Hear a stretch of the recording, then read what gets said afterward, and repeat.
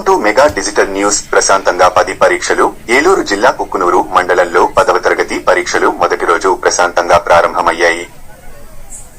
జిల్లా పరిషత్ ఉన్నత పాఠశాల, కస్తూర్బా గాంధీ పాఠశాలలో జరిగిన పరీక్షలకు 293 మంది విద్యార్థులు హాజరు కాగా 18 మంది గైర్హాజరయ్యారని ఎంఈఓ గిరి భగవాన్ దాస్ తెలిపారు.